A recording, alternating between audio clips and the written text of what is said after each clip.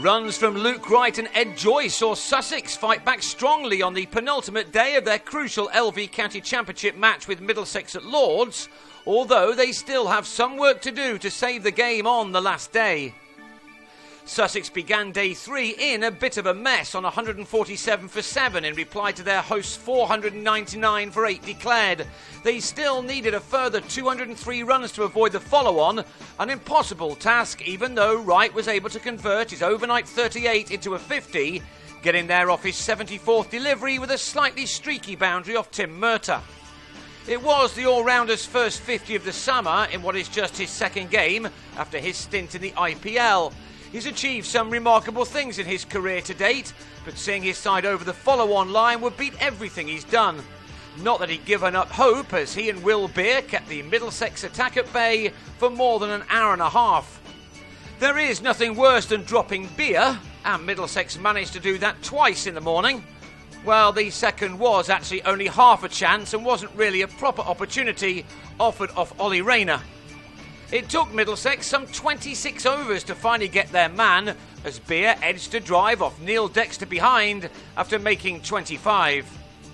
A camera problem then occurred as Sussex were dismissed for 222, Rayner taking 5 for 63, his first fifer for Middlesex, but everything was fixed to witness Luke Wells being trapped in front for a duck to the 6th ball of Sussex's second innings.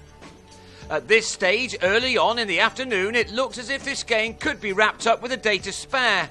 In spite of Wright's 77, Sussex had followed on a massive 277 runs behind, and they now had to bat for a very long time to try to save this match and keep their unbeaten record this summer alive.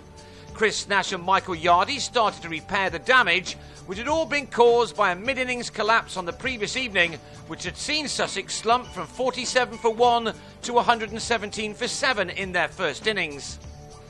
This pair had taken the total to 67 in their second one before disaster struck. Nash on 36 took on an unnecessarily risky single and was short of his ground as Joe Denley hit the stumps directly. It was a fine piece of work which galvanised Middlesex. Denley then went up for a leg before appeal against Joyce, which was never out. But Yardy was before tea as he tried to pull James Harris, but top edged to give Chris Rogers a catch. Yardy was out for 41 after 2 hours of crease occupation, and he left with his side in a big hole on 85 for 3. Next in was Matt Prior, the man at the centre of the big moment of controversy on the previous evening. This time he survived a big appeal, before controlling an edge to third man in what was something of a frenetic innings, as is often the case when the England man is batting. He's not in his best form at the moment, and he was out in a conventional way this time, mistiming a pull off Harris, which carried straight to Murtagh at mid-on. With the best part of a session still to go, Sussex were still in real danger of losing this game quickly, but Joyce had different thoughts on his mind. It was his decision to field first after winning the toss, and his side had been on the back foot in this contest ever since. He, though, took on the responsibility, getting to yet another 50 in the process. Wright was now back in for his second knock of the day. He'd batted really well in the morning and nothing had changed in the evening.